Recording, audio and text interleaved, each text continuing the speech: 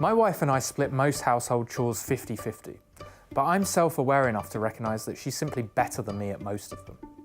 I cook 3 to 4 days a week, but she always cooks tastier food.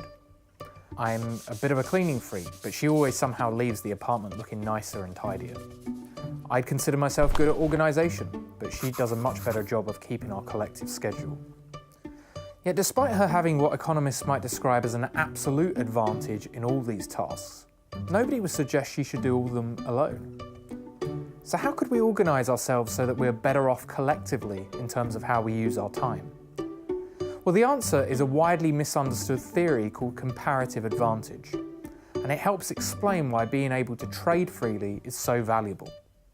So let's suppose we're having a dinner party as a family and have an hour to get ready.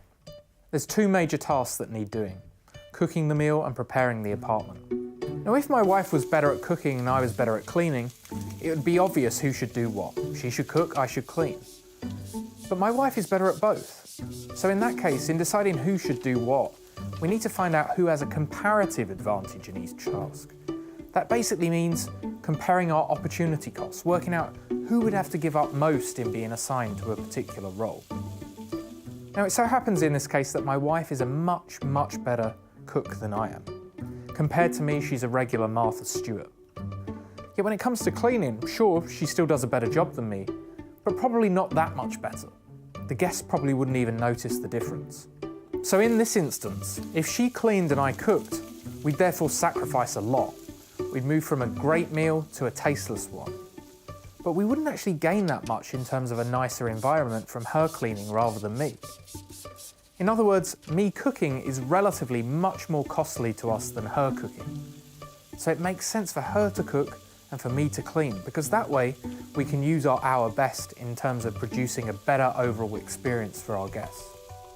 So the key insight here is that we can raise our overall production by having people, or indeed in some cases countries, specialising in activities in which they have that comparative advantage. That is, activities that they have to give up relatively less to produce something than somebody else. And that simple idea is very powerful, because everyone has a comparative advantage.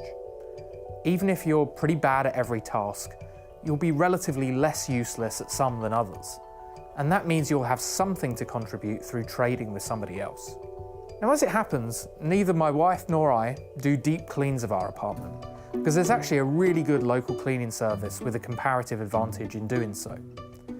It makes more sense for us as a family to spend that time working or engaged in leisure activity, trading our pay for someone else to occasionally deliver that service.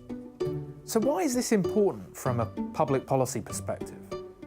Well, the same logic applies across different countries producing millions of products. That is, we can increase global production if people, businesses and countries all specialise in what they can produce at lower opportunity costs. You may have noticed that for years a lot of call centres from American companies were actually based in India.